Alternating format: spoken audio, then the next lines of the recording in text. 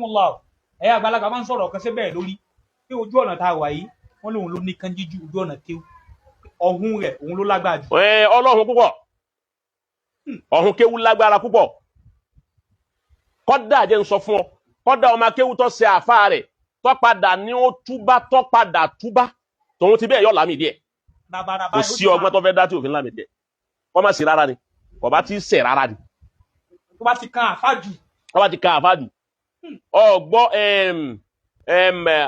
Sheikh al-Allamatu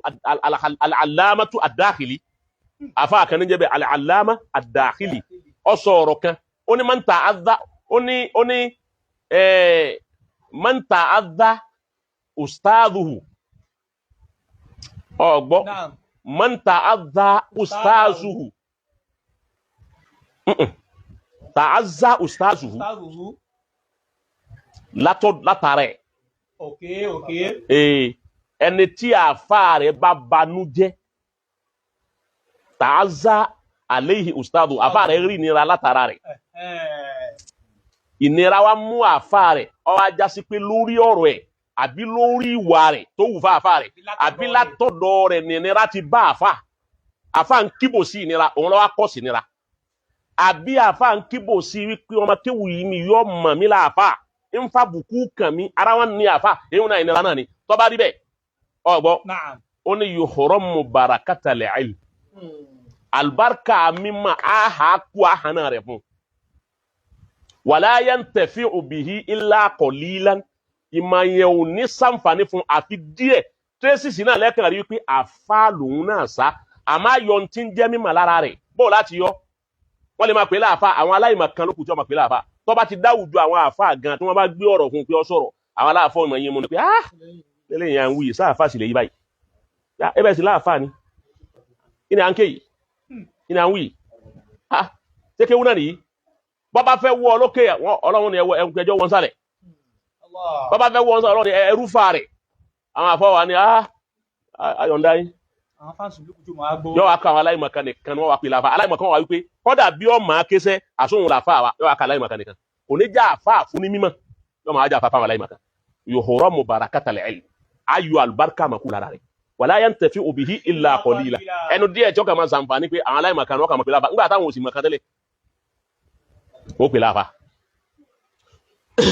ọ̀kanu ọmọ kéwú gbọdọ̀ mọ́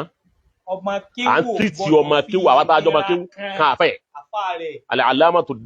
ad-Dakhili òun lọ sọ̀rọ̀ ni kátó wá sọ eléyìí tí Az-Zarnuji tó ní tààlim muta'allim Sheikh Zarnuji òun náà pé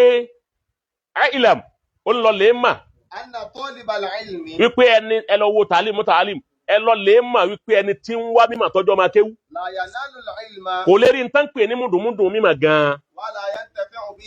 kò sí ìmọ̀ òsìlẹ̀ kò lè sàǹfààní pẹ̀lú mímọ̀. àkọ́kọ́ ni pé ó gbọ́dọ̀ kọ́kọ́ gbé mímọ̀ tóbi ná ọkọ̀ gbé ìmọ̀ tó kéwù yẹn gbọ́dọ̀ tóbi lọ́dọ̀ rẹ̀ tí kéwù bá dẹ̀ ti tóbi lọ́dọ̀ yàn ẹni ọkọ yàn ló tóbi wọn. gbogbo ẹni tẹ́ bá rí tí ìpín àfa rẹ̀ tí ọmọ àfa rẹ̀ láàfà ìmọ̀ tó kéwù tóbi ni tí màá yẹn bá tóbi ó gbọ́dọ̀ mọ bí ó ti bù kéwù ò ní pọ̀ kó tóbi irú àwọn Professor Baki tí ó gbá ṣé Adamu lọ sọ mí dàbí mo ti dà yìí wọ́n ti ní mímọ̀ tó wọ́n gbà pé ṣé Adamu lọ sọ àwọn dàbẹ́ ìmọ̀ tí wọ́n ní kọjá ìyẹn hekewu ìmọ̀ wọn kọjá hekewu lẹ́lẹ̀ ọkọjá bẹ́ẹ̀ so ìmọ̀ ò ní sàǹfààní fẹ́ni tí ó bá gbé àfa rẹ̀ tóbi àbí tí ó gbé wà áhàlì yìí ara lé àfa rẹ̀ ó gbọ́dọ̀ tóbi ó gbọ́dọ̀ gbá àfa àtọkọ àfa ó gbọ́dọ̀ mọ àfa rẹ̀ láàfa ó gbọ́dọ̀ gbé pọ́n àwọn kan wípé ma wasola man wazola delhurima ma wasola man wazola ẹni ó kéwú tó wá bọ́ sáwùjọ àgbáyé wọ́n pè lẹ́ lárúbáwá ní conference ni àbí wọ́n pè láwùjọ àwọn paradisọ ọwá standi ọwá lo mímọ̀ tí ó sì gba professor gbogbo wọn wá hélì rẹ̀ pé eléyìí pọ̀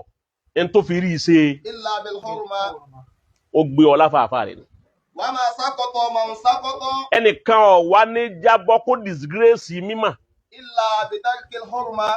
àwọ̀ àṣìbí wípé bóyá àfáà rẹ̀ bóyá kò rí ìdùnnú lára àfáà rẹ̀ àbí kò rí ìyọnú àfáà ẹ̀ bọ́ bá ti wù kí ó kó òun máa kéwú tó á gbà kéwú lẹ́nu rẹ̀ àníjú orí wí mọ́ bí bá ń wí kò ní bọ́ sí wọ́n bẹ́ pé kò ní dáhùn bó pé ó ká kò ní rí wí àtà kọ́dà bẹ́ẹ̀ kọ́ fún kò ní rí ká